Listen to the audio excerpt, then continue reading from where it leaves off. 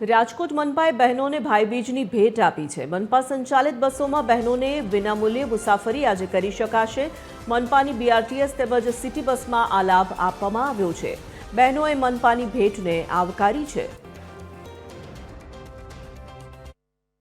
નવા વર્ષના પર્વમાં જ્યારે ભાઈબીજનો તહેવાર આવે છે ત્યારે મહાનગરપાલિકા દ્વારા જે રાજકોટ સિટીમાં જે બસો ચાલુ છે તેમાં આજ બીઆરટીએસ હોય કે સિટી બસ હોય તેમાં તમામ મુસાફરી કરતી બહેનો માટે આજ ભાઈબીજના દિવસે વિનામૂલ્યે મુસાફરી કરવાનો અવસર આપવામાં આવતો હોય। લગભગ દરરોજના સિટી બસમાં 50,000થી વધુ મુસાફરો મુસાફરી કરતા હોય છે, ત્યારે આજે બહેનો માટે ભાઈબીજના દિવસે વિનામૂલ્યે મુસાફરી એટલે એમને ટિકિટ લેવાની હોતી નથી। મહાનગરપાલિકા દ્વારા બહેનોને આ ભેટ આવતી હોય છે। આ દ્રશ્યો છે અત્યારે જે બીઆરટીએસ બસના જે બતાવી રહ્યો છું કે અત્યારે બસમાં જે બહેનો બેઠા છે તેમના પાસેથી કોઈ પણ જાતની ટિકિટનો ચાર્જ લેવામાં આવ્યો નથી। આ બહેન પાસેથી જ આપણે જાણવાનો પ્રયાસ કર્યો। શું નામ બેન આપનું? પૂજા સોલંકી।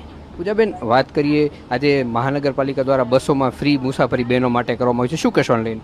બહુ સારું લાગ્યું અમને તો આવ્યા તો અમે કે આ સારું કામ છે એમ। અમે રક્ષાબંધનમાં લાભ લઈએ છીએ, ભાઈબીજમાં અમે લાભ લઈએ છીએ બધામાં। આ મહાનગરપાલિકાની આ સેવા કેવી હોય છે? બહુ સારી બહેનો માટે બહુ સરસ કામ છે આ। અન્ય બહેનો સાથે પણ આપણે વાત કરવાનો પ્રયાસ કરીશું। શું નામ આપનું? નિયા। નિયાબેન, વાત કરીએ આજે મહાનગરપાલિકા દ્વારા જે બસો ચલાવવામાં આવે છે તેમાં મુસાફરી ફ્રી રાખવામાં આવી છે બહેનો માટે, શું કહેશો? બહુ મહાનગરપાલિકા દ્વારા સંચાલન છે બહુ સારું છે બહેનો માટે, અને ખૂબ ખૂબ આભાર જે મહાપાલિકા અમારા માટે કરે છે। અને ડેઇલીનો રૂટ છે જે બહેનો માટે તે લોકોને વધારે ફાયદો થાય છે, તેથી થેન્ક યુ મહાનગરપાલિકાઓને।